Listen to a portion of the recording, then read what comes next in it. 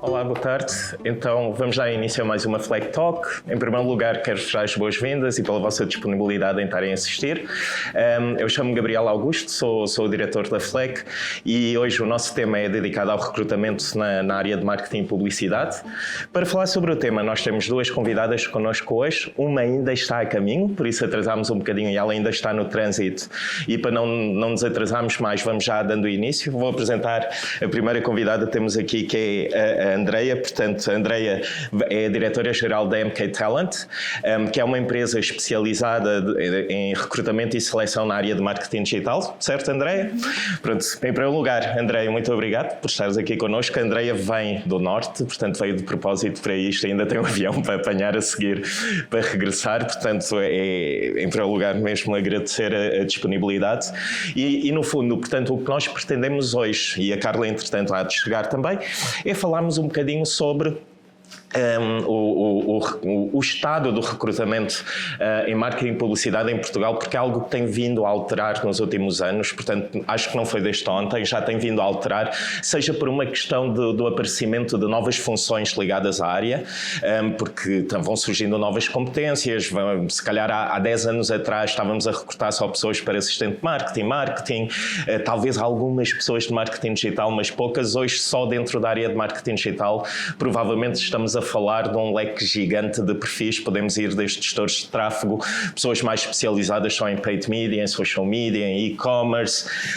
em analytics e por aí fora. Portanto, além disso, tivemos a pandemia que alterou muito a forma de trabalhar também, portanto com a flexibilização dos postos de trabalho e de repente aquelas pessoas que antigamente se não quisessem sair de Portugal ou da cidade onde viviam e só podiam concorrer às ofertas daquela localização geográfica, hoje em dia também têm a oportunidade para concorrer com muitas coisas que vão surgindo fora de Portugal ou fora da cidade onde se encontram, desde que cumpram determinados requisitos e que correspondem à função.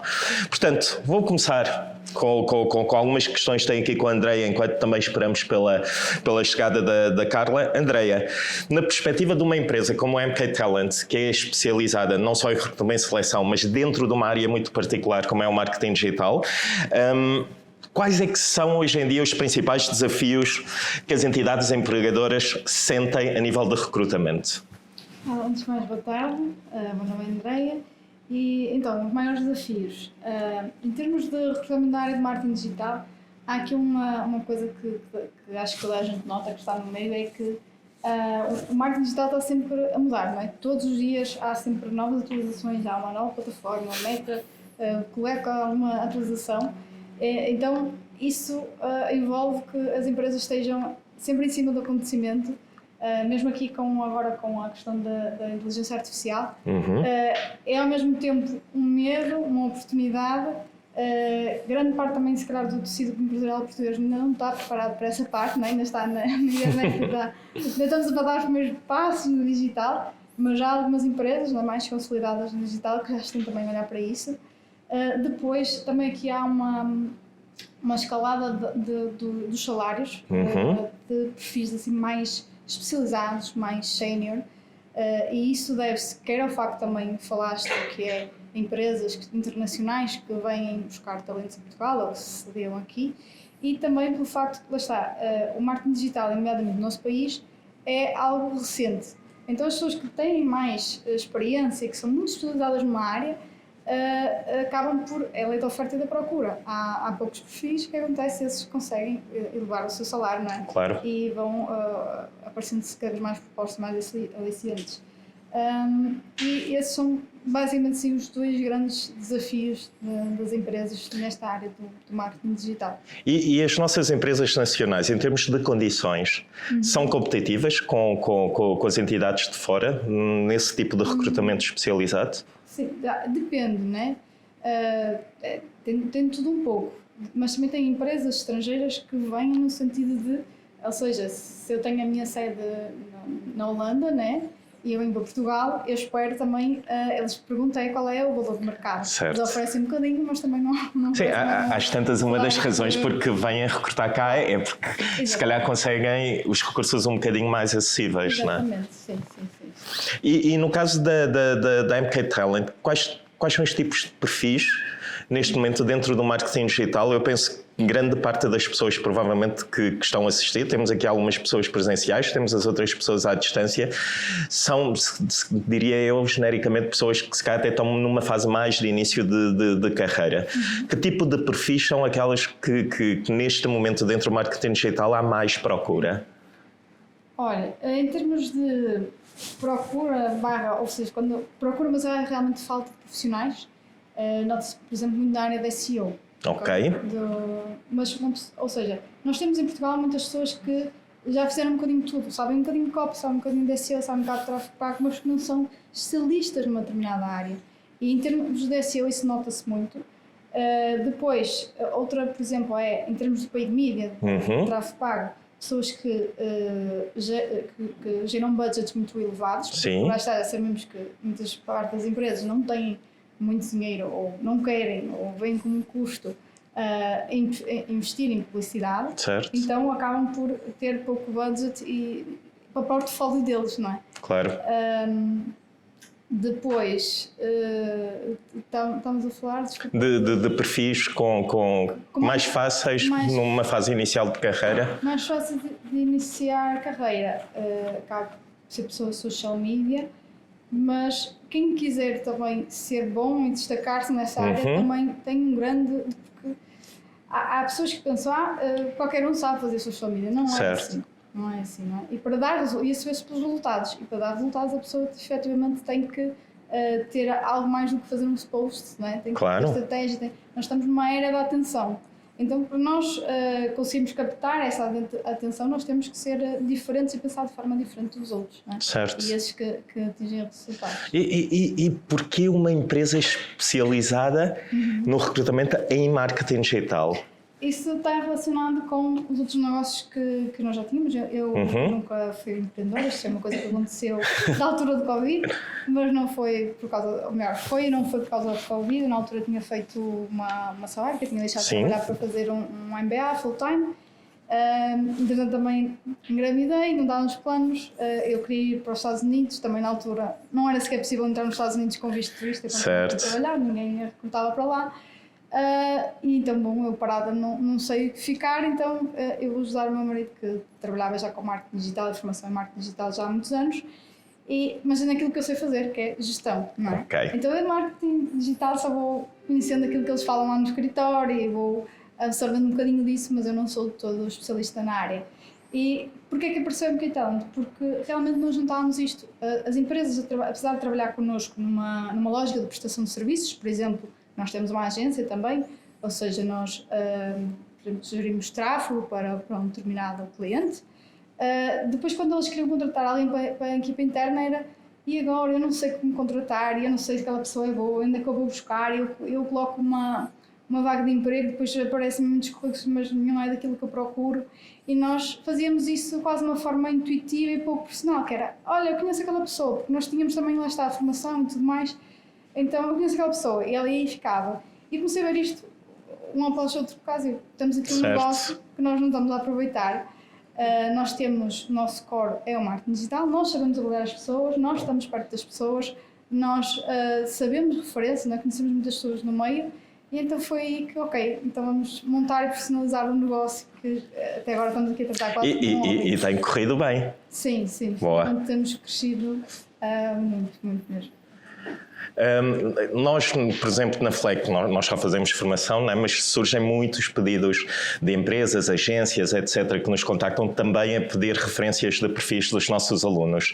E há uma coisa em particular que eu acho muito engraçada, porque eu já tenho 43, portanto, quando eu estive num processo de recrutamento e início de carreira, as coisas eram muito diferentes.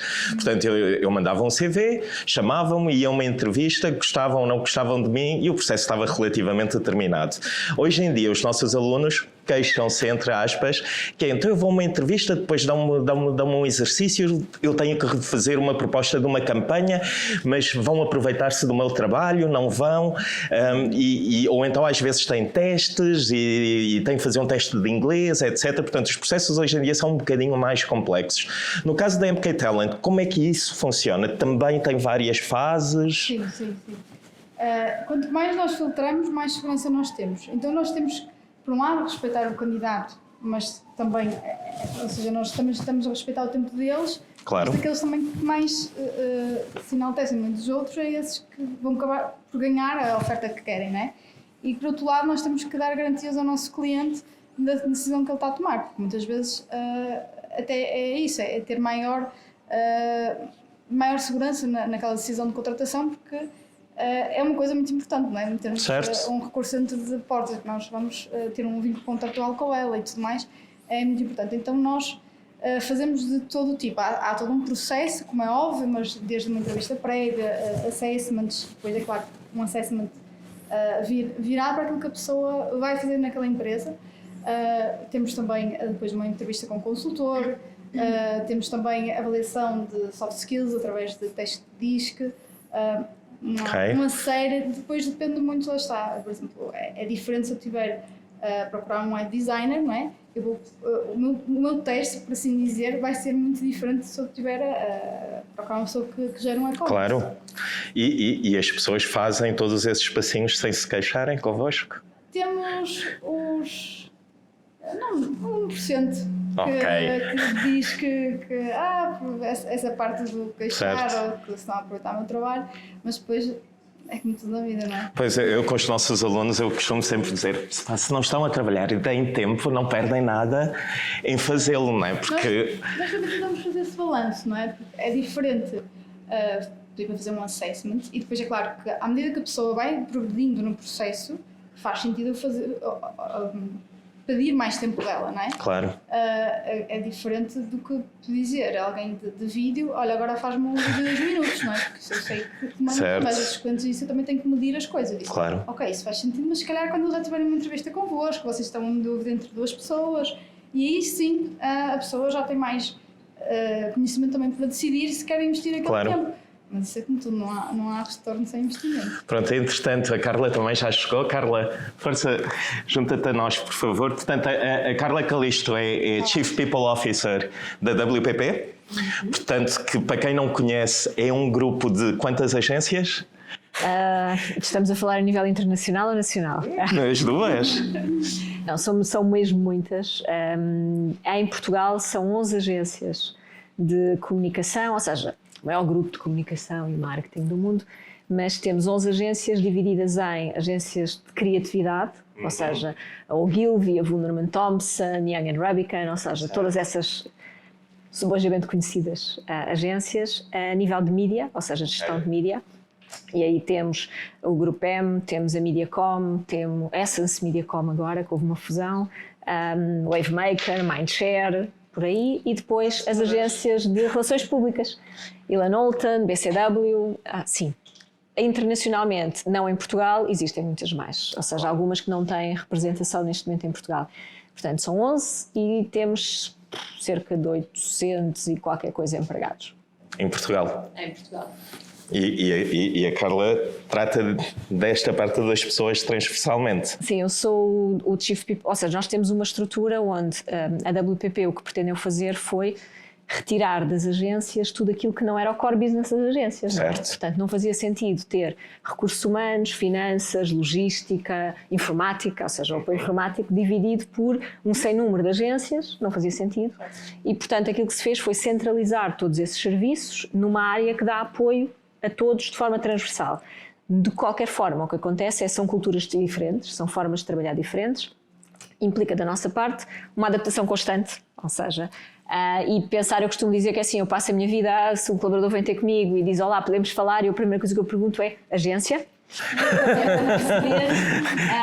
Porque são contextos diferentes, ou seja, eles têm processos diferentes. Obviamente uma agência que seja muito ligada à tecnologia é completamente diferente de uma agência de criatividade. Claro. Os empregados são diferentes, os colaboradores, como nós dizemos, são diferentes, e as próprias agências têm uma cultura muito particular e diferente, que é que respeitar. Ou seja, a nossa função é apoiar sem, de maneira nenhuma, tentar uniformizar, porque não é aí que está o ganho. Certo. Ou seja, o que é interessante é realmente ter culturas diferentes, formas de trabalhar diferentes, porque depois também significa que temos clientes que preferem trabalhar com uma determinada agência até porque elas, algumas no mercado, concorrem entre si, não é? Sim, são concorrentes. A diferença é que no nosso grupo, ao contrário de outros grupos, como nós costumamos dizer, we play well together. Ok. E isso fez-nos, por exemplo, aquilo que nós temos é uma estratégia, tipo como a Volkswagen, que eles chamam de estratégia da plataforma. Nós temos um modelo de funcionamento que significa que trabalhamos juntos no sentido de atacar o mercado, por assim dizer. E isso faz com que tenhamos uma abordagem conjunta. Vamos ao cliente com aquilo que forem digamos que as melhores ideias para aquele cliente, independentemente de qual é a agência.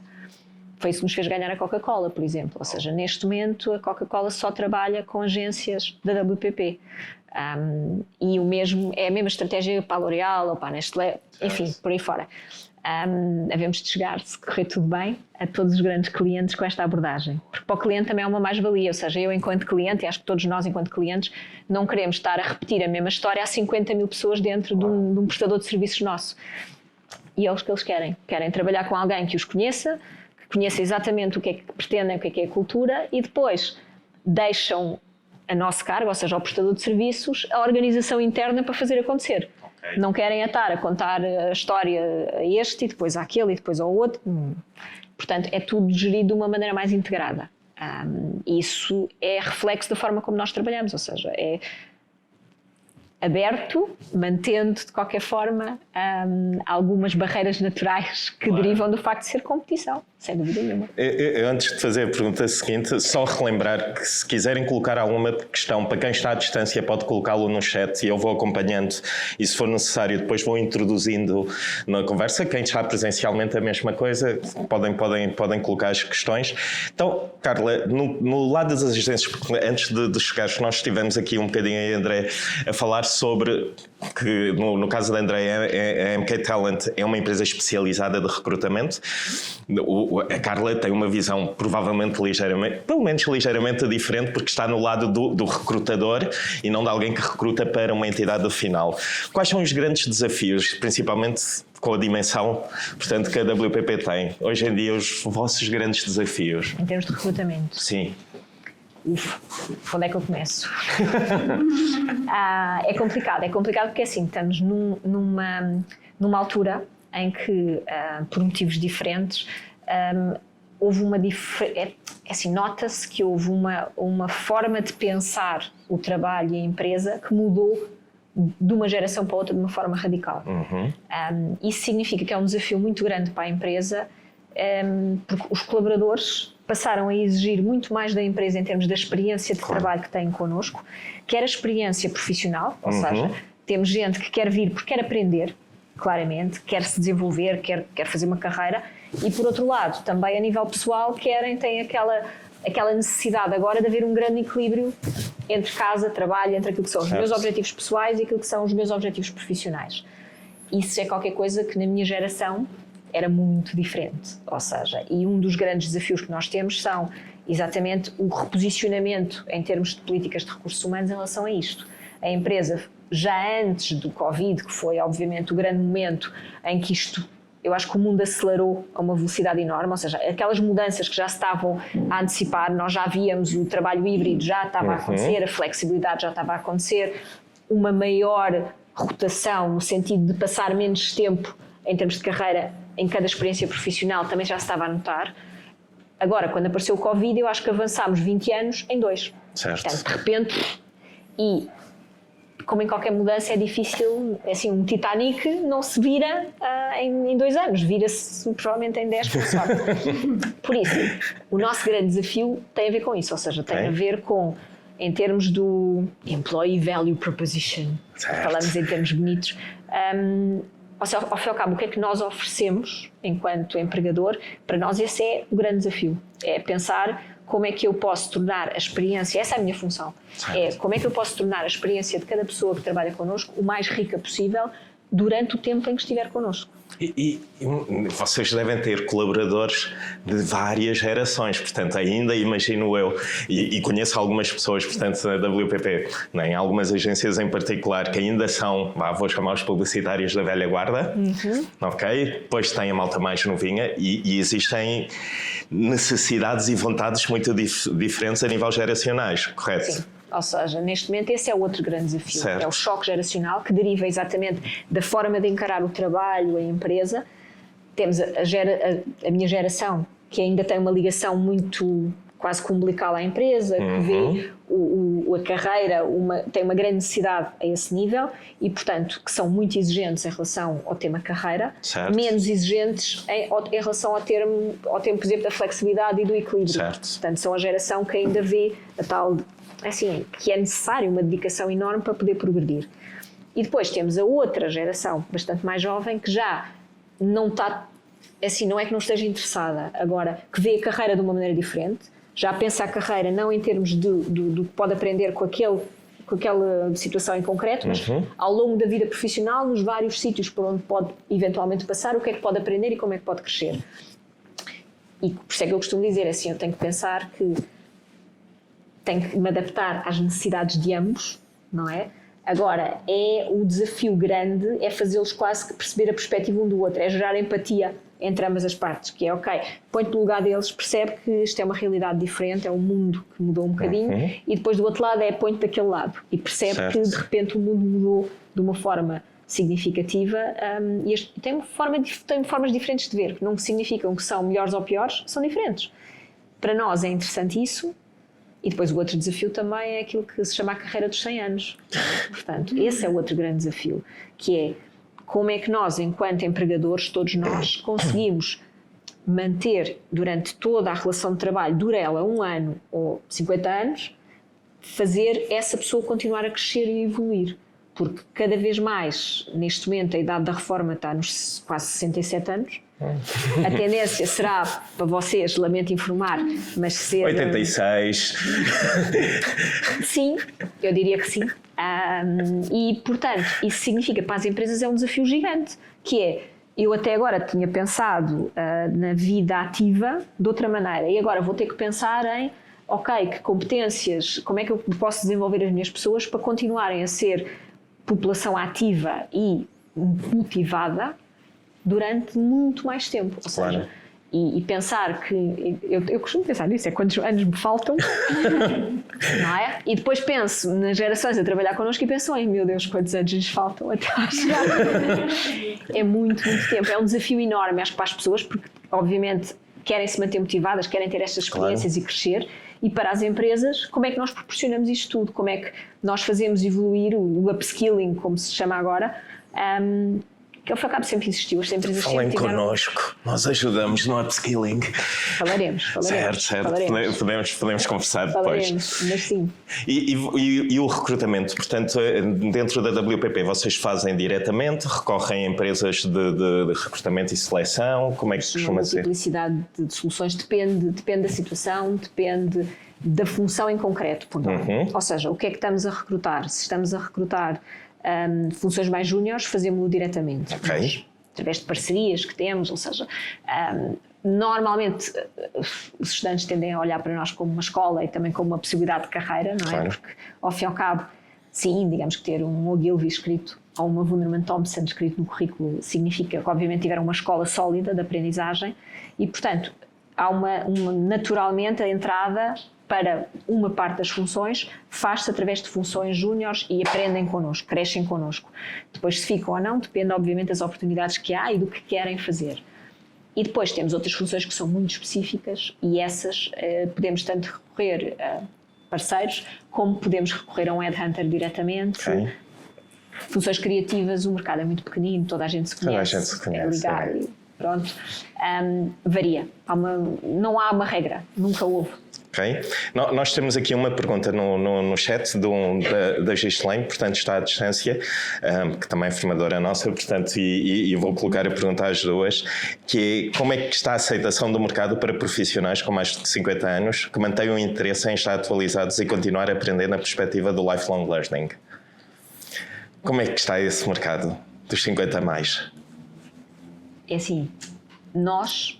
E posso dizer com conhecimento de causa que nós não recebemos candidaturas de pessoas desta faixa etária. Okay. Não sei se é por acharem que não teriam oportunidade connosco, não faço ideia, se há esse preconceito em pensar que não teríamos oportunidade connosco, ou se nós projetamos essa imagem, não faço ideia, ou se é o próprio mercado, ou seja, nós trabalhamos num setor o setor da publicidade, do marketing, da comunicação é um setor muito glamouroso, não é? Portanto, muito associado a uma faixa etária mais jovem, dinâmica, energia e tal, que não é mentira. Não é mentira. A nossa média etária na empresa são 27 anos. Portanto, isto diz muito das pessoas que temos. Isto estamos a falar das agências todas. E pode ser que seja isso que faz com que as pessoas não venham ter connosco. Porque eu não me lembro de ver nenhuma candidatura, pelo menos desde que lá estou, de alguém de uma faixa etária que não, assim, pós 40. Mas seria um obstáculo? Não. Certo. De todo. E Andreia? É mesmo que a Carla, não me recordo de termos candidaturas dessa faixa etária.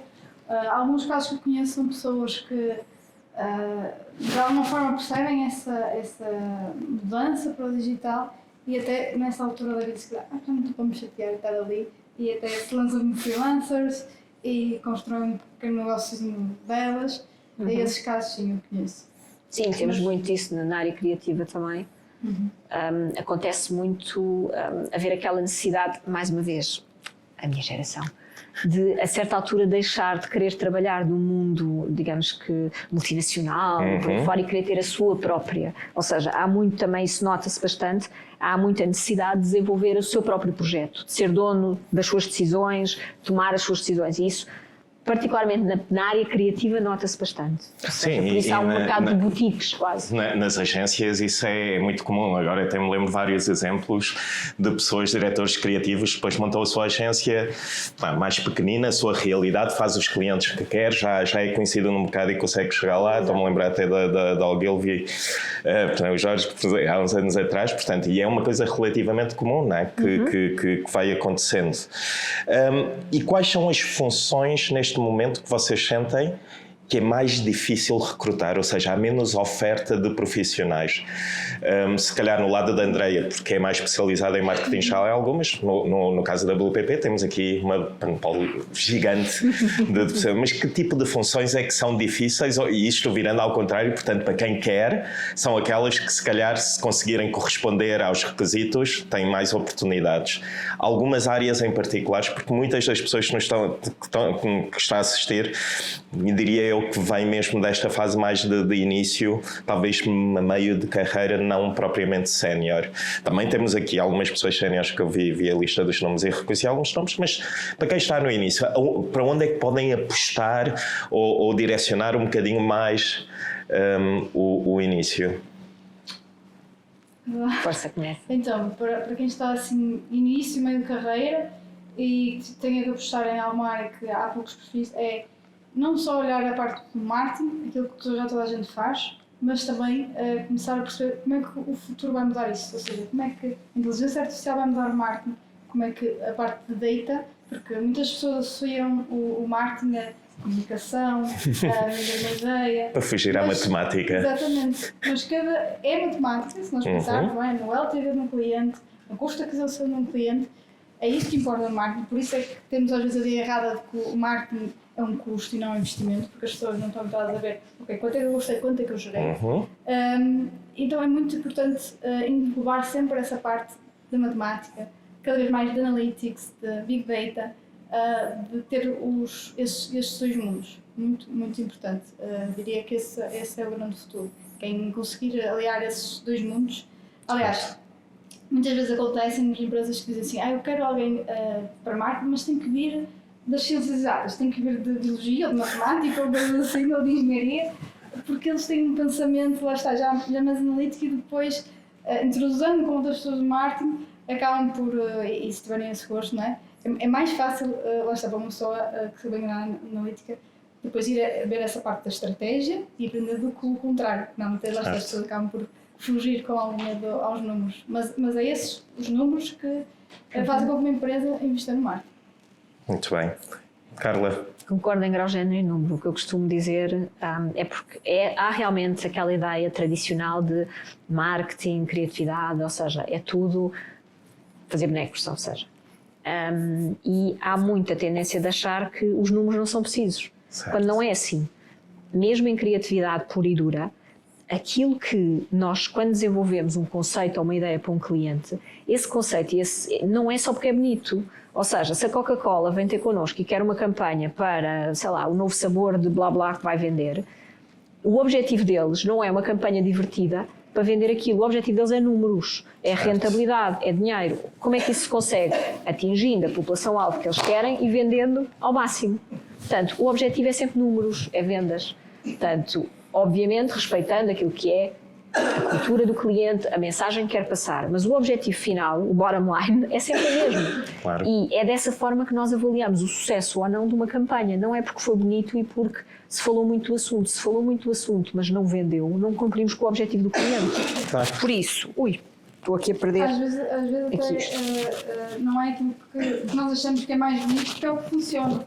Exatamente. É exatamente isso. E muitas vezes temos também sempre pessoas que pensam que, mais uma vez a mesma coisa, mesmo em áreas como relações públicas, que acham que é social media, agora os influencers estão na moda e por aí fora, que é só isso. Mais uma vez, qual é o objetivo do cliente?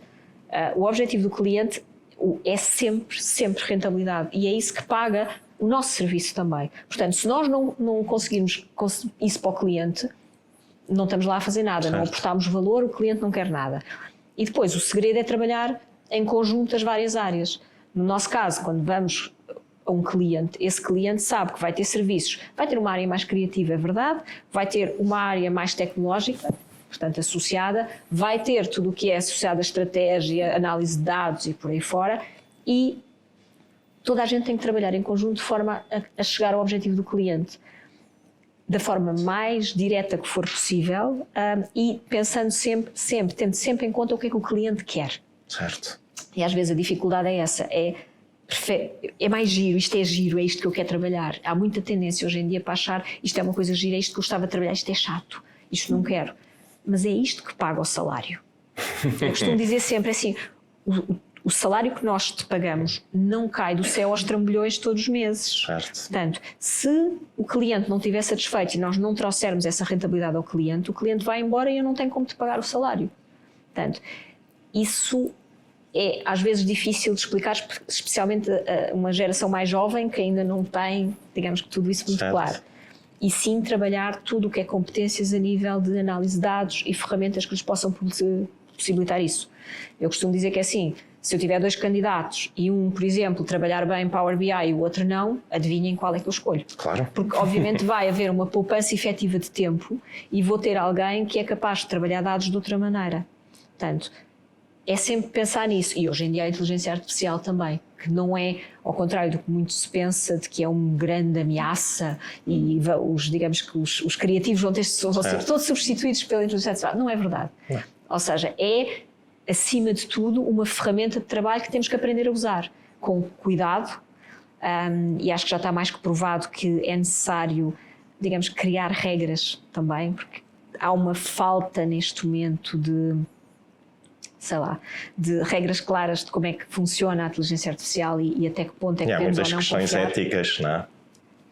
Por isso, temos que aprender a usar, temos que usar e usar em proveito do cliente. Certo. Sempre. Sendo abertos com o cliente em relação a termos usado exatamente essa ferramenta. E a inteligência artificial é uma ameaça tão grande para os criativos como eu lembro-me na minha geração também, que é quando começou o início do digital, em que agora os criativos mais tradicionais estavam mais ocupados a fazer scripts para televisão, rádio, etc. Têm que migrar. Não, hoje em dia continuam a ter imenso trabalho a fazer campanhas para e os autores, acabou, MUPIs, etc. Quer dizer, há espaço para coexistir ambas e a AI é muito mais uma ferramenta, diriam, mais uma que se cá podem usar e facilitar até a vida e o seu trabalho, não é? Sem dúvida. Nós já temos exemplos de trabalhos, de campanhas muito giras, anúncios espetaculares que só foram possíveis de desenvolver no espaço de tempo que tínhamos, que os clientes também são especialistas em dar-nos deadlines muito curtos, exatamente com essa ajuda. Certo. Portanto, e serve para muita coisa. Temos é que aprender que funcionalidades é que tem, como é que as podemos usar em nosso proveito.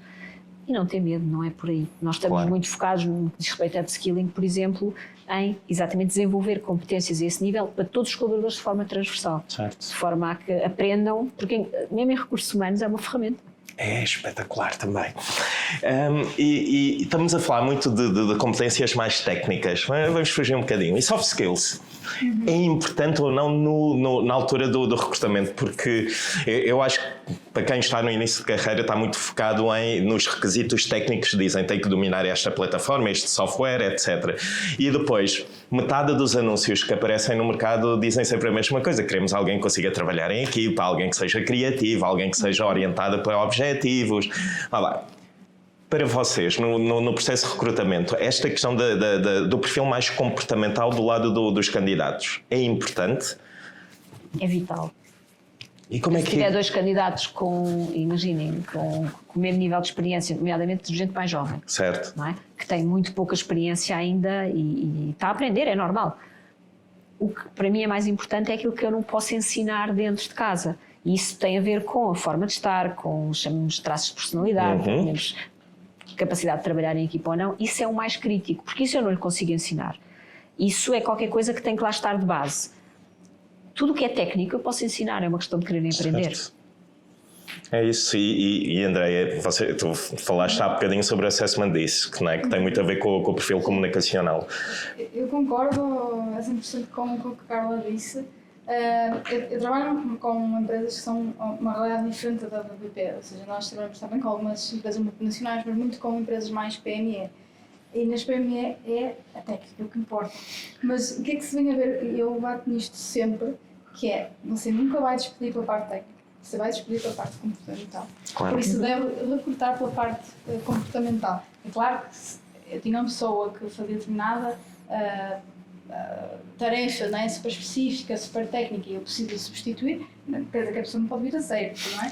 Mas que tem que se dar um peso muito maior, porque é aquilo que a Carla estava a dizer, eu nunca vi ninguém a ter fome artificial, não é? Tem que existir aquela vontade, e quando existe essa vontade a pessoa pode agarrar. Eu posso não saber programar em SQL, Python, essas coisas, mas se eu quiser muito eu consigo ser até melhor do que uma pessoa que faz isso há 5 ou 6 anos. É preciso ter aquela vontade, essa fome, que eu também eu não sou da geração da Carla, também não sou das mais novas, mas eu ainda sinto isso talvez pela forma como os meus pais engravam o trabalho, que é essa coisa, eu tenho que ser uma mais-valia na empresa, não é? Eu tenho que justificar aquilo que me pagam. Foi sempre assim que eu vi, enquanto trabalhei por conta de outrem, e saber que lá está, se a empresa não gerar dinheiro, eu não sirvo valer para nada, não preciso de mim para nada. Então eu tenho que fazer valer aquilo que... E hoje em dia, assim, quando olhamos, que é o que eu costumo também comentar, nós temos um sistema de trabalho híbrido, não é? Portanto, tivemos várias experiências de como é que isto podia funcionar, e especialmente no nosso setor o remoto completo não funciona, ponto. Digamos que é muito difícil ser-se criativo sozinho dentro de uma sala, num quarto, à distância de toda a gente, isso é muito difícil, ou impossível praticamente, e portanto é necessário, claramente nós somos animais sociais e esse contacto é absolutamente crítico. Tivemos que criar regras, tivemos que ir experimentando o que é que funcionava para nós e acho que chegámos à fórmula que funciona para toda a gente, para a empresa e para os colaboradores. Agora, mesmo essas fórmulas só funcionam bem se as pessoas compreenderem o que é o conceito de trabalhar em equipa. Certo. O que é necessário, ou seja, que as questões, todas elas se podem resolver de uma maneira mais fácil se houver competências sociais por trás. E por isso é que para nós é tão importante encontrar pessoas que se encaixem também na cultura da empresa para a qual vão trabalhar. Por isso é que eu costumo me perguntar, então, mas estás a recrutar para o Ogilvy e para a Wunderman? Então, são perfis diferentes. Portanto, por assim dizer, a função até pode ser a mesma, as competências técnicas que se pedem podem ser as mesmas, mas as culturas são diferentes e automaticamente um candidato que pode ser espetacular para uma empresa pode não ser o candidato certo para a outra. Certo. Portanto, nunca acontece, ou até agora não aconteceu, que digamos que tivemos que competir por uma pessoa. E como é que vocês conseguem, no fundo, perceber se um determinado candidato faz ou não faz fit cultural com a agência X ou Y? É algum tipo de assessment? É uma conversa? Porque se for conversa, imagina os erros de casting que surgem. Eu já recrutei várias vezes e também fiz os meus erros de casting, obviamente. Como é que vocês tentam entender, e eu não sou de recursos humanos, portanto, como é que vocês tentam ver se há ou não há esse fit cultural? Eu costumo dizer que é assim, os primeiros 5 minutos não há uma segunda oportunidade para uma boa primeira impressão. E, portanto, os primeiros 5 minutos para mim são sempre críticos na medida em que quando sou eu que conduzo o processo e estou a conhecer aquele candidato pela primeira vez, o que eu quero é alguém que, esta pessoa vai ser interessante ter esta pessoa connosco, esta pessoa vai se encaixar connosco no global. Isso é a primeira. A segunda parte é, ok, agora quem é a equipa para a qual eu estou a recrutar e quem é o line manager com quem esta pessoa vai trabalhar. Okay. E, portanto, vamos pensar, esta pessoa faz fit não só com ele ou ela, mas com a equipa onde vai, ou seja, porque às vezes o que se precisa é alguém para complementar o que lá está, outras vezes o que se precisa é mais do mesmo do que já lá existe. Varia. Portanto, não há uma fórmula secreta. A fórmula passa sempre por alguém que se encaixe com a equipa que eu tenho. Isso implica conhecer bem as equipas. Certo. E depois implica uma sequência de não uma, mas várias entrevistas. Ou seja, implica que o line manager, obviamente, perceba também se lhe faz sentido aquela pessoa. E já tivemos várias situações em que a resposta foi gira, foi de estilo, gosto dos 2 candidatos. E eu, então, e qual é que quer escolher? E a resposta foi, olha, vou para aquele porque depois de, se calhar, uma maratona de trabalho, era com aquele que eu queria ir para os copos. É assim, tem a ver com, ou seja, a nível social, a nível de equipa, quem é que me faz sentido na minha equipa? Certo. E essas decisões muitas vezes têm a ver com uma questão de química que não há fórmulas mágicas. E para a pessoa também. E muitas vezes, quando vemos a entrevista a decorrer entre o candidato e o line manager, também percebemos logo se há química entre os dois e se o próprio candidato está entusiasmado ou não. Porque às vezes é o próprio candidato que também, é para isso que se fazem as entrevistas, que não acha piada àquela pessoa ou, digamos, àquele contexto. E já tive casos extremos em que fizemos quase que um assessment grupal com a equipa toda. Vamos lá beber um café a ver se esta pessoa é a pessoa certa. Okay. Varia muito conforme, obviamente, as circunstâncias, mas eu acho que a única hipótese é mesmo conhecer a pessoa. E depois, pode haver sempre erros de casting, mas é para isso que servem os períodos experimentais também. É verdade. Okay? E isso implica fazer um follow-up apertado desses períodos, durem eles 3 meses ou 6 meses ou o que for, mas é ir compreendendo com a pessoa e com o line manager e a equipa como é que as coisas estão a correr, antes de, digamos, que esse erro se consolidar e se cristalizar. Portanto, é perceber o que se passa. E os períodos experimentais funcionam para ambos os lados. Correto. Porque às vezes a própria pessoa pode sentir que aquela empresa não é a melhor empresa para ela. Portanto, o que eu acho que às vezes nós achamos que o período experimental é só para ver se a empresa acha que sim, mas serve para ambos os lados, não é? André, e no caso da MK Talent, que é um bocadinho diferente porque a cultura não é a vossa, mas sim dos vossos clientes, como é que vocês tentam ver esta questão do fit, ou já é numa fase mais avançada do processo em que o candidato já provavelmente está em entrevista diretamente com o cliente e fica do lado deles? Basicamente tem 2 formas. Lá está, eu não contacto diretamente porque eu não sou especialista nem em recursos humanos nem em marketing digital. Certo. Ou seja, eu contrato as pessoas que melhor sabem de uma coisa e de outra para fazerem esse trabalho. Mas há uma coisa, eu sempre geri muitas pessoas, já tive equipas grandes, trabalhava na indústria, então lá está, eu conheço pessoas, eu falo com pessoas e de alguma forma quase já intuitiva eu conseguia perceber, ok, esta pessoa faz fit ou não. Mas lá está, a nossa dificuldade é que nós não estamos na casa do cliente, não é? Certo. Mas o próprio discurso, que nós temos uma reunião no início, que é a reunião de kick-off com o nosso cliente, é ser para isso mesmo, porque a pessoa até podia mandar só uma job description, preencher o nosso template, mas nós fazemos questão disso para perceber como é que vai ser o ambiente lá dentro. Se é um ambiente mais rígido, se é um ambiente mais aberto, a própria forma como eles veem algumas coisas que são determinados benefícios ou dados adquiridos, a forma como eles, lá está, falam da própria posição da pessoa que querem, e muitas vezes nós recusamos o cliente porque nós, acima de tudo, nós também queremos candidatos felizes, porque eu costumo, há uma máxima que eu uso que é: eu não vou fazer aos outros aquilo que não gostava que fizessem a mim. Claro. Então, se eu vejo uma determinada empresa que eu acho que não vai proporcionar um bom trabalho àquela pessoa, eu prefiro não trabalhar. E então essa reunião é crucial para perceber o ambiente do lado de lá.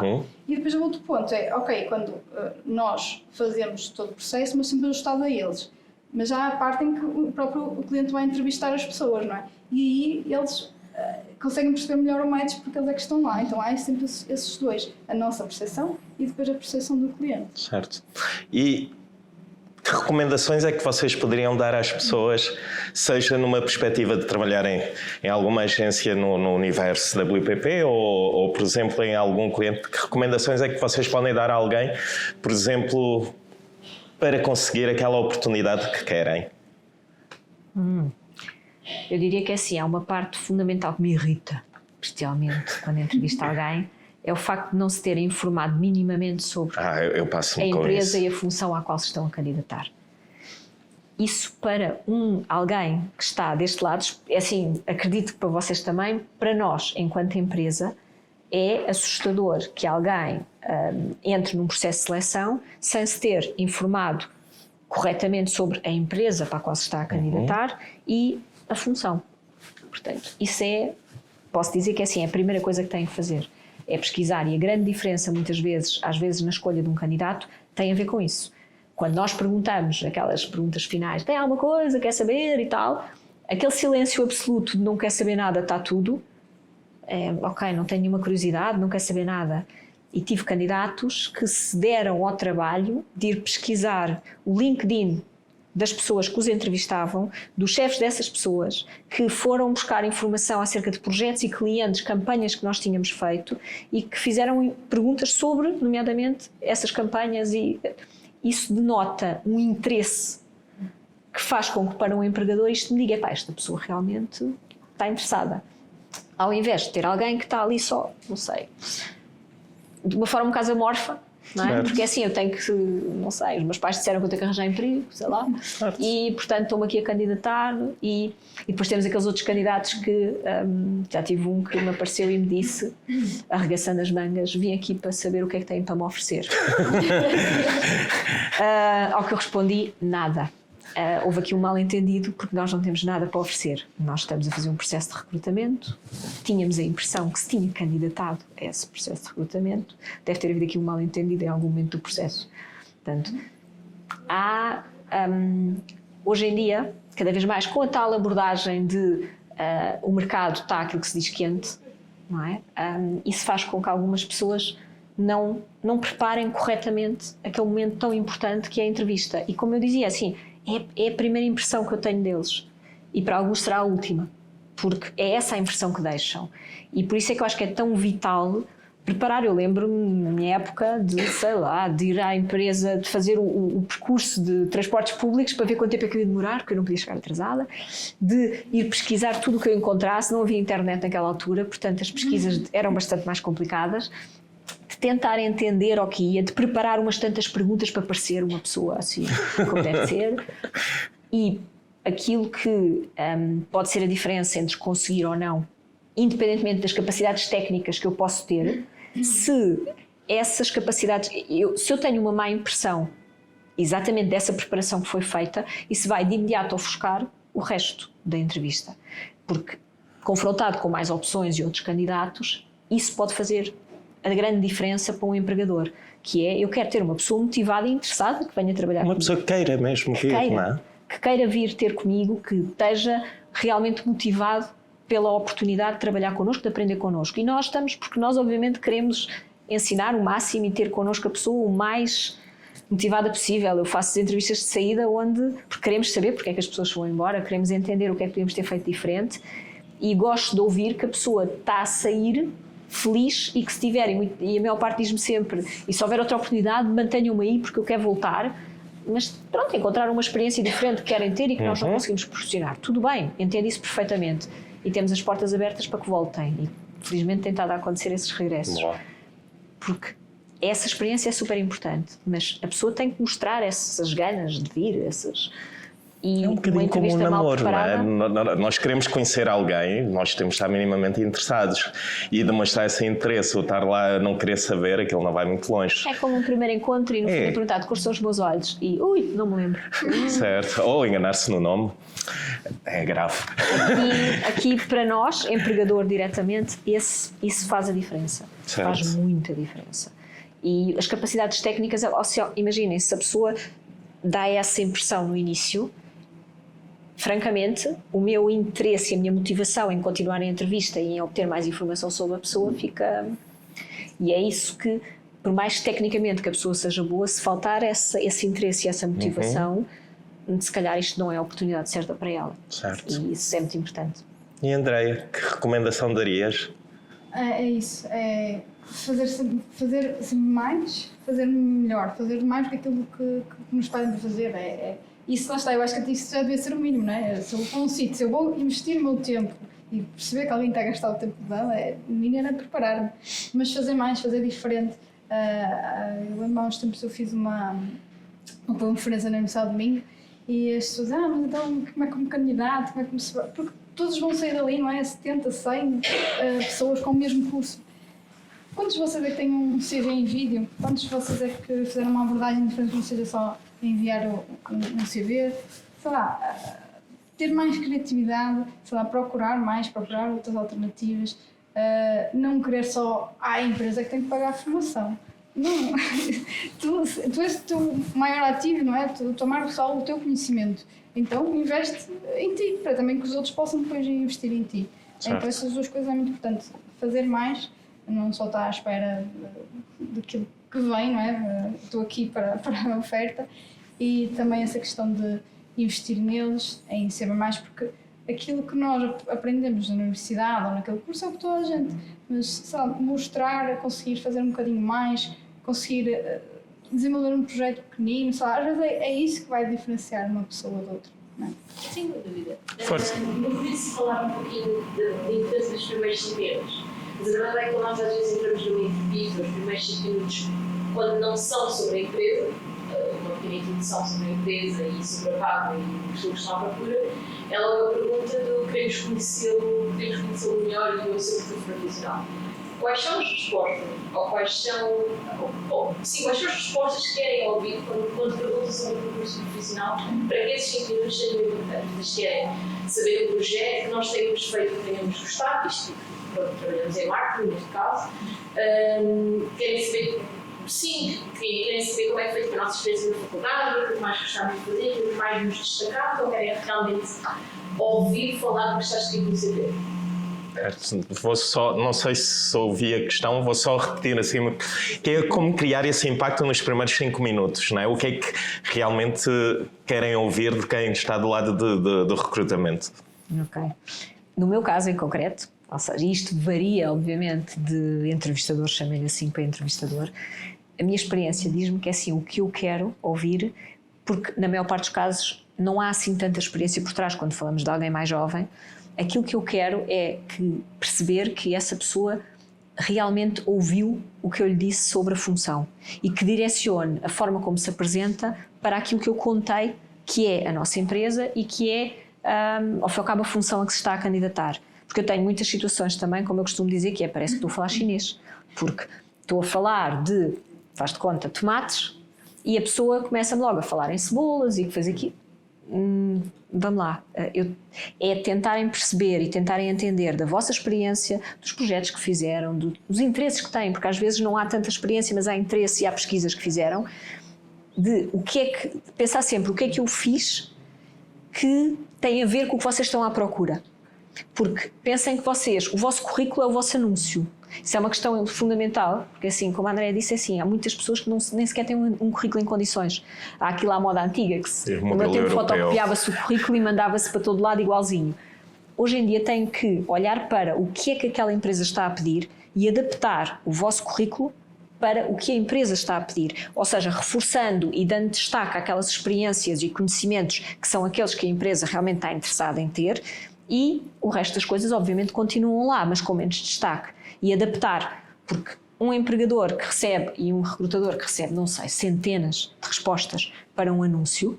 Eu pus um anúncio hoje de manhã, ao fim de meia hora já tinha, sei lá, aí 40 respostas. Portanto, o nosso trabalho acaba por significar que a minha equipa o que vai fazer gostávamos muito de analisar todas as respostas em detalhe, mas não vos vou mentir, não é isso que acontece. O que acontece é, vamos olhar para as respostas conforme exatamente se têm ou não, logo à cabeça, aquilo que são as competências ou as experiências que para nós são mais críticas para aquela função. Portanto, numa entrevista também é isso que tem que ser destacado logo no início, para mostrar não só que compreenderam o que estamos à procura e ir logo direto à questão, porque vão logo captar o interesse da pessoa que está a entrevistar, porque garanto-vos, o recrutador, o entrevistador é o vosso melhor aliado, porque o objetivo dele é preencher aquela vaga ontem. Por isso, se o primeiro candidato que eu ouvir me disser tudo aquilo que eu quero ouvir e tiver a atitude que eu quiser, fica esse. O meu objetivo não é estar a ouvir 100 pessoas, passar 50 anos à procura de alguém e ter uma equipa em subesforço porque falta lá alguém e ter um line manager literalmente a ligar-me a toda a hora a dizer quando é que eu tenho uma pessoa. O meu objetivo é que a primeira pessoa que me entra seja a pessoa perfeita, logo. Mas isso depende da colaboração do candidato. E, portanto, se esse candidato, logo à partida, me mostra que escutou, que sabe do que eu estou a falar, que leu claramente o que é que nós estamos à procura e direciona, logo, começa logo a falar da sua experiência ou dos seus interesses para isso, faz-me logo a mim querer fazer mais perguntas, logo, e tem logo a minha atenção.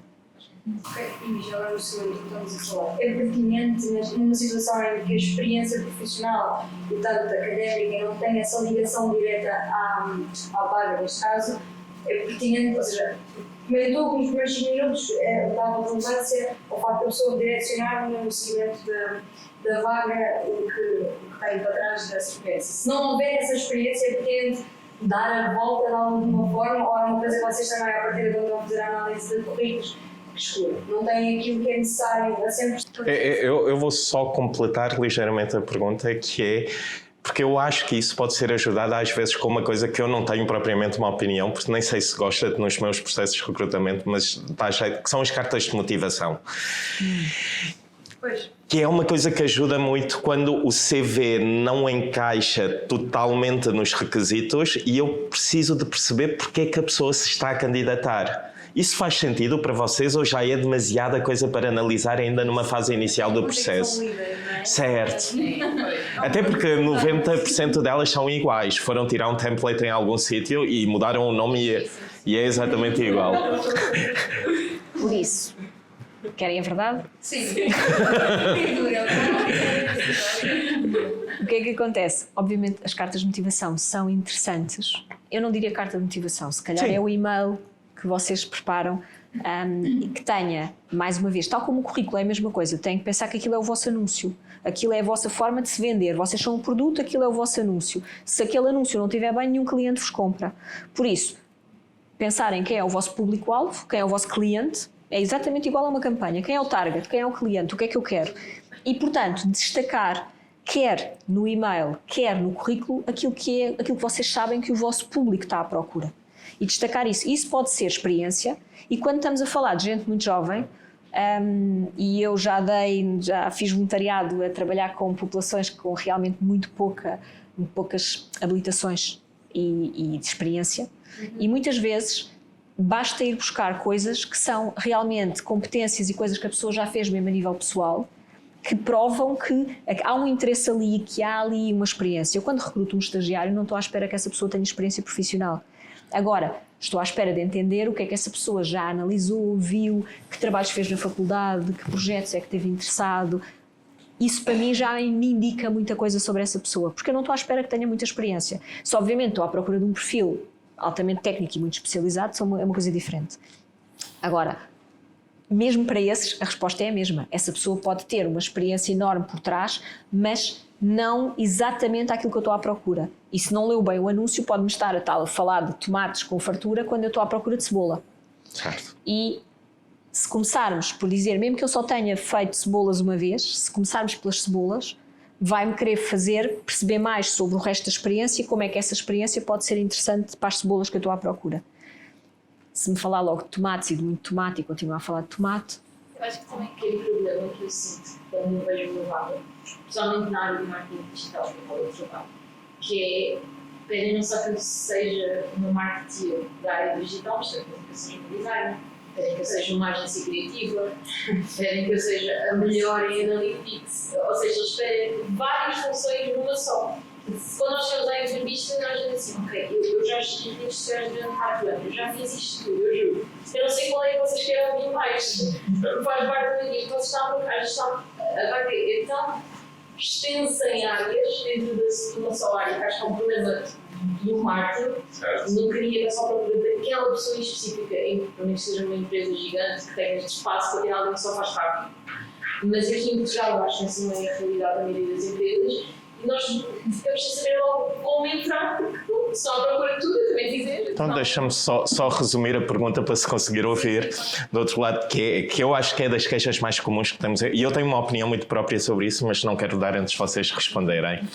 A questão é que as ofertas que surgem hoje em dia pedem uma determinada função e depois vem por trás uma lista gigante de outras exigências, etc. Eu já dou a minha opinião. Na MK Talent, vocês de certeza que recebem também clientes que vos pedem: olha, eu quero alguém de social media que também faça os vídeos, que faça o design, faça a direção artística da campanha, escrevem os copies e tiram cafés e fazem um jantar também. Isso já me aconteceu. Eu fiz uma entrevista para uma gestão de um hotel bastante grande e perguntaram se eu poderia depois ficar a fazer o meu trabalho em hotel e dar-me receber clientes. Eu acho que nós até recebemos essa proposta, mas não. Por acaso, Perdão, rimo, não devia. por acaso não foi a área de Estoril ou Cascais, não foi? Mas era um hotel aqui que por acaso ainda tem crescido em Lisboa e eles perguntaram realmente se o meu trabalho, já que o meu trabalho era em hotel, era 100% presencial, se eu poderia receber os clientes. Não posso. Social media. Como é que se lida com isso, Andreia?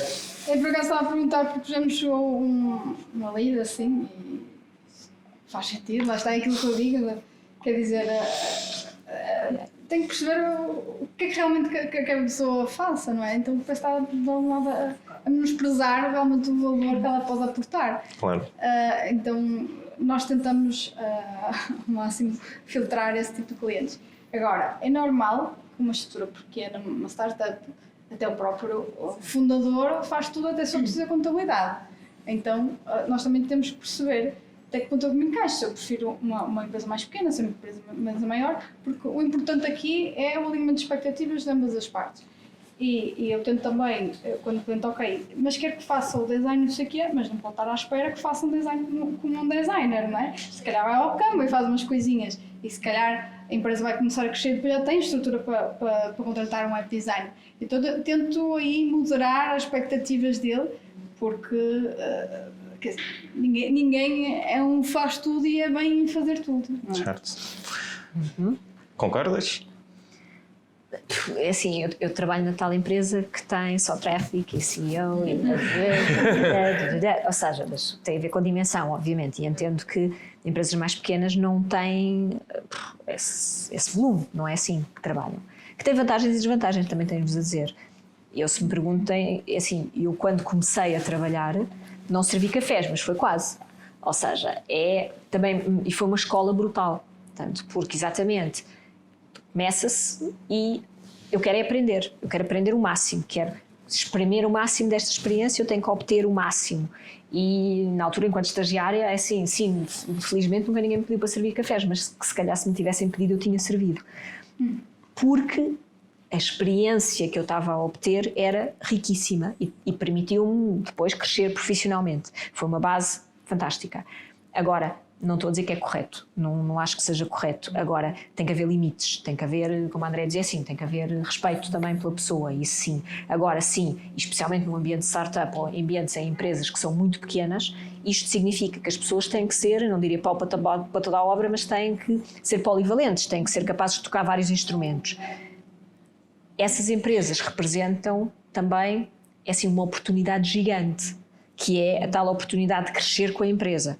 E ser aquela pessoa que quando começou, sim, fazia isto e aquilo e aquele outro, que depois, pelo seu interesse natural, se especializa numa determinada área e depois, com o crescimento da empresa, tem esse crescimento profissional que lhe permite ser responsável, provavelmente, por esse departamento inteiro ou mais. Portanto, essas empresas têm essa vantagem que, numa empresa enorme, isso é uma carreira que já é mais complicada de conseguir porque já não é uma pessoa, eu tenho 50 pessoas num departamento a fazer o mesmo e, portanto, a evolução profissional já é mais complicada, não é? Porque já há mais concorrência, acima de tudo.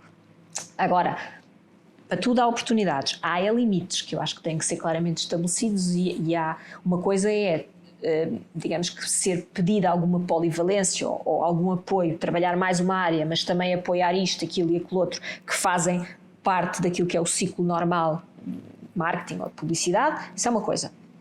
Outra coisa é que, para além disto, também se atende ao balcão. Certo. Aí já lamento, isso já não faz parte. não faz parte. E como tal não devia acontecer. O resto já não me choca tanto numa estrutura mais pequena ou numa estrutura que está em início. Assim, seguramente foi assim que começou a Farfetch, a Fedzai. Seguramente foi assim que começaram. Ou começou a Apple numa garagem qualquer. E eles faziam tudo, incluindo ter a Nike, onde todos eles vendiam ténis e metiam-nos numa carrinha e iam por aí fora vendê-los. Portanto, e depois transformam-se a empresa naquilo que é hoje. Por isso, numa startup, numa empresa pequena, ok, com limites. E acima de tudo, acho que ninguém é obrigado a candidatar-se a nenhuma oferta de emprego. Acho que isso é o ponto número 1. Daquelas coisas que me incomodam a mim pessoalmente é quando a malta se começa a queixar publicamente, principalmente as redes sociais, numa oferta, porque eles não sabem se amanhã não vão ter que se candidatar àquela empresa. Não vale a pena. Podem se queixar com amigos, não façam nas redes sociais porque acho que é um risco que cometem. Agora, eu acho que as empresas procuram sempre o candidato ideal e muitas vezes a oferta de emprego há coisas que são fatores eliminatórios e eu acho que se não tiverem esses, não vale a pena porque é eliminatório e depois o resto é valorizar. Se eles puderem ter alguém de social media que realmente trabalhe com Photoshop, a empresa vai adorar. Agora, não é obrigatório, eu valorizaria. Portanto, tentem perceber um bocadinho os dois lados, porque há uma coisa, obviamente que se eu puder ter uma pessoa com competências muito diversas, mesmo que algumas delas não sejam necessárias, se tiverem melhor ainda. Agora, se disserem que é obrigatório, sim, mas concordo com uma coisa que acho que ambas disseram, que é, quando estão a pedir alguma coisa que sai completamente fora do âmbito da função, aí eu começo a torcer um bocadinho o nariz, porque acho que mesmo em ambientes de startups, dizer que, ok, vocês vão trabalhar em social media, vão gerir as nossas presenças digitais, mas depois também vão fazer new business, que é uma coisa relativamente comum, que é, também vão fazer trabalho comercial, vão atender clientes, etc. Aí já pode haver uma mistura de funções um bocadinho mais manhosas, vou-lhe chamar assim, porque aí... Acho que também depende a olhar aqui o empregador, não é? Certo. Porque pode ser porque realmente a startup precisa disso para crescer e precisa, mas sabe que é uma coisa a termo, não é? E a tentar se calhar ali a ir buscar até um founder que tenha a mesma vontade que ele e que divida e possa pegar caixotes, seja lá o que for, ou se é uma empresa que até já é sólida, mas acha que a pessoa tem que fazer aquilo e que não faz mais que a obrigação dela porque é por isso que eu lhe pago o salário. Não é? Há essas duas, depois também há essas nuances. Certo, como empregador, eu não exigiria que soubessem fazer, mas adoraria que a pessoa tivesse a vontade de o fazer. O que me faz confusão é a pessoa entornar o café e achar eu não tenho que limpar, deixa-me chamar a empregada de limpeza, que o meu papel não é limpar o café. Eu estou a exagerar, não é? Mas uma pessoa com essa atitude em entrevista, para mim, como empregador, seria logo uma coisa do género, a pessoa dizer, esta é a minha job description, eu entornei o café, mas como eu não tenho que limpar, porque eu não sou a pessoa de limpeza, eu não vou limpar. Ou não, está toda a gente ocupada, o telefone está a tocar, eu não vou tocar, eu não vou atender porque não é o meu papel. Quer dizer, isso é uma equipa. Isto numa realidade de pequenas empresas, não é? Porque é preciso fazer. Obviamente, cada um tem a sua função. Bom, eu vou fazer a última pergunta, porque nós já passámos do tempo e a Andreia tem um voo para apanhar, ok? Senão ela vai ter que passar a noite em Lisboa.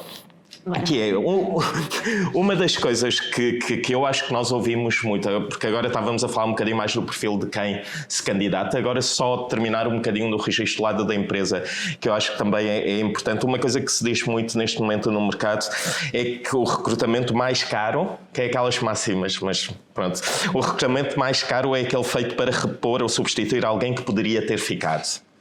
Ok? Vocês concordam com isto? E se concordarem, que estratégias é que recomendam hoje em dia às empresas para reter o talento? Porque eu acho que às vezes a nossa conversa foi muito focada no recrutamento, mas se conseguimos reter bem as nossas pessoas, se cá metade dos processos de recrutamento que temos não são necessárias. E a Carla já tinha tocado em alguns pontos sobre isso, mas assim para fechar em grande, que recomendações é que já demos recomendações aos candidatos, o que é que recomendariam às empresas nas duas perspectivas, portanto, uma mais de um fornecedor dessas empresas e alguém que está à frente da parte das pessoas?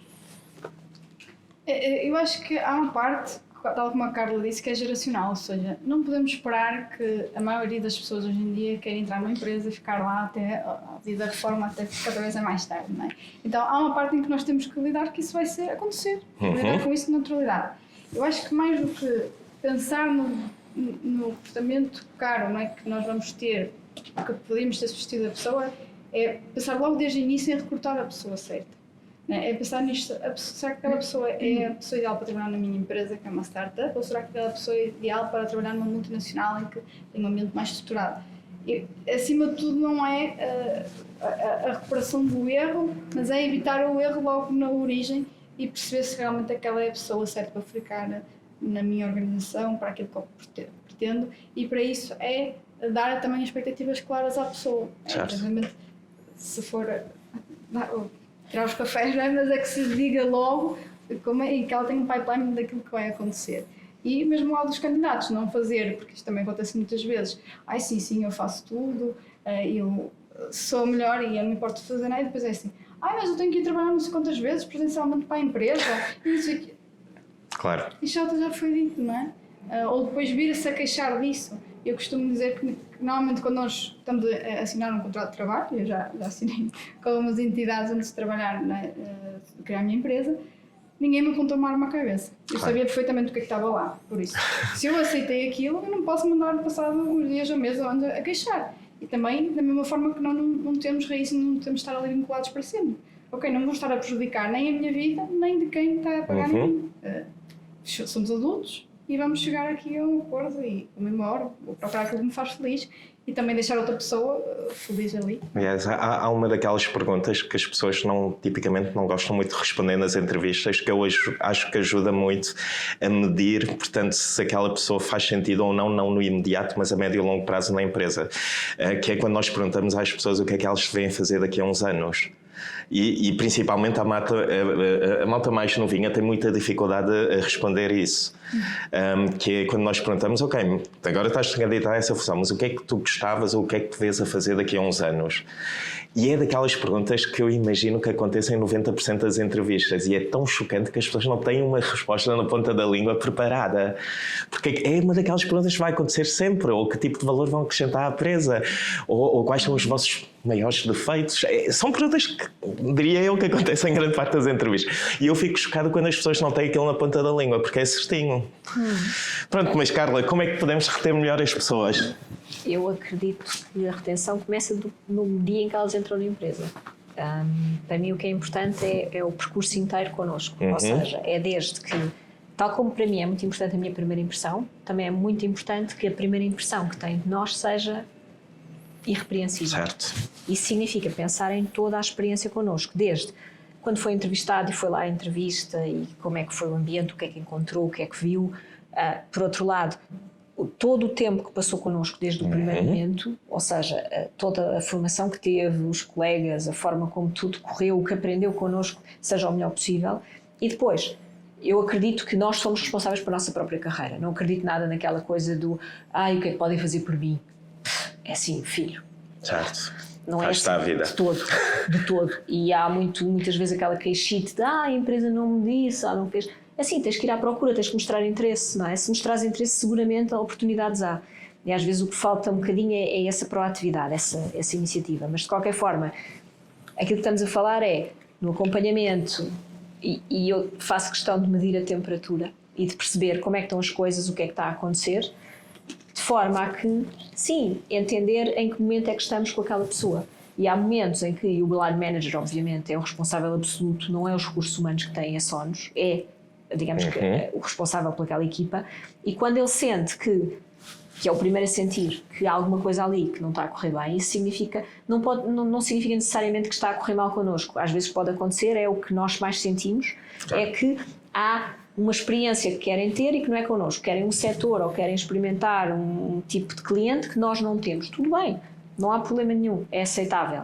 É a tal diferença na tal geração que via a carreira naquela e independentemente do que a empresa lhe pudesse proporcionar em termos de experiências, continuava naquela empresa, e temos esta nova geração que vai à procura de outras experiências e, portanto, que salta de uma experiência para outra e que tem exatamente por isso essa dificuldade em ter um objetivo. E isso acontece-nos imenso, que é fazer uma pergunta ou têm objetivos completamente irrealistas, que é ter alguém que te está a candidatar a uma função júnior e que nós perguntamos, ok, daqui a um par de anos o que é que... diretor de marketing. O teu lugar também já não aconteceu. Sim, essa também é difícil. E é a tal história, por favor, deem respostas realistas, não é? Ou então, se acham mesmo isto, por favor. Fundamental. Ninguém chega a diretor de marketing em 2 anos, ninguém. a não ser que seja uma startup muito pequenina e seja o vosso próprio negócio. Isso não vai acontecer. Portanto, mas tem que haver qualquer objetivo de carreira que guie também as tais experiências que andam à procura, porque às vezes também notamos que quando conversamos na saída, para onde é que eles vão, o que é que vão fazer, às vezes não faz sentido nenhum. E uma pessoa pensa, mas porquê? Não, em termos de carreira, em termos de crescimento, isto não faz sentido. Mas tudo bem, ou seja, as pessoas ninguém tem algemas e podem ir à vontade. Mas para mim é muito importante esse acompanhamento e perceberem em que momento é que estamos e quando é o momento da saída, que esse momento também seja o melhor possível. Claro. O meu objetivo é que essa pessoa saia de lá a dizer: adorei a experiência, adoro as pessoas que aqui trabalham, se puder volto, e que não que saia a dizer que horror e tal, porque já trabalhei em diferentes ambientes e já tive muitas experiências diferentes ao longo da vida. E acho que o melhor é sempre ficarmos com uma boa impressão de tudo aquilo que foi aquele momento, que pode ser 1 ano, pode ser 10 anos naquela empresa, mas que isso seja o melhor possível. Porque eu também quero, porque é marketing, não é? Certo. Portanto, boca a boca é o melhor, portanto eu quero que as pessoas saiam de lá a dizer, saí, mas certo. se necessário volto. É isso que eu quero, é que as pessoas tenham a melhor experiência connosco possível, que realmente, que quando eu ando pelos corredores, e acontece-me ainda hoje, aconteceu mais uma vez, alguém que entra-me e diz: olá Carla, podemos falar, queria-te dizer isto, aquilo e aquilo outro, e é giro ver que as pessoas sentem realmente que podem vir ter connosco e dizer: olha, estava interessada em trabalhar mais este tema e tal, e não sei o quê, já falei com o meu manager e vimos e decidimos, olha, vamos falar com a Carla e ver como é que... Fantástico, estamos aqui. O que eu prefiro é que venham falar comigo antes de irem para o exterior. Ou seja, que primeiro, porque às vezes o que é pena é aquelas pessoas que quando fazemos a entrevista de saída também vão para outra coisa que eu tinha cá dentro. Certo. E que eu estou a recrutar às vezes até, e a dizer: porque é que não disseste que estavas interessado nisso? Não dar oportunidade. Não é? Porque se não vierem ter connosco e não nos disserem: eu estou interessado em fazer isto ou trabalhar aquilo, a resposta pode ser: lamento, não temos essa oportunidade neste momento, mas a resposta pode ser: tenho isso, especialmente no nosso caso, que é um grupo. Certo. E entendo que temos mais oportunidades por causa disso. Mas de qualquer forma, se as pessoas não vierem ter connosco, e às vezes já aconteceu isso, podias ter dito. Muito bem. Então, para terminar, onde é que as pessoas podem ver as oportunidades disponíveis na WPP? LinkedIn? Das agências específicas ou WPP? Não, das agências específicas. Mais uma vez, nós respeitamos aquilo que é a cultura de cada agência e, portanto, veem as oportunidades em cada agência. Também veem, obviamente, nos sites diretamente de cada agência e depois também no site da WPP, que absorve tudo, mas aí vêm do mundo inteiro. Ou seja, nós somos, neste momento, acho que é 120 e tal mil empregados. Por isso, em todo lado do mundo, onde quiserem trabalhar, de certeza que há agências da WPP.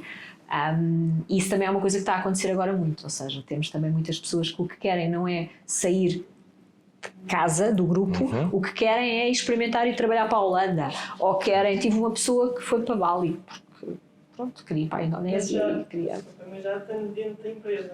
Diz? Isso de querer ir trabalhar para a Holanda, para a Bali... Sim, dentro da empresa. Sim, pessoas que demonstram interesse a irem. Nós temos agora também o efeito contrário, que eles...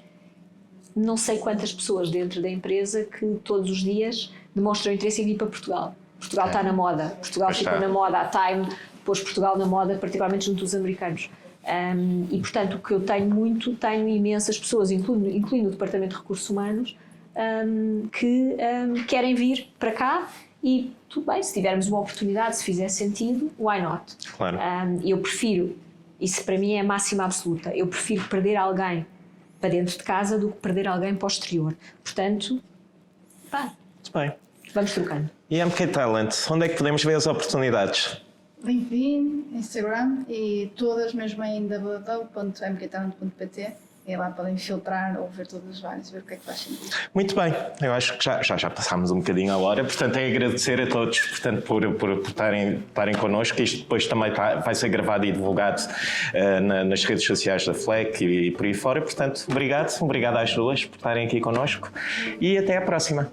Obrigado. Tchau, boa tarde.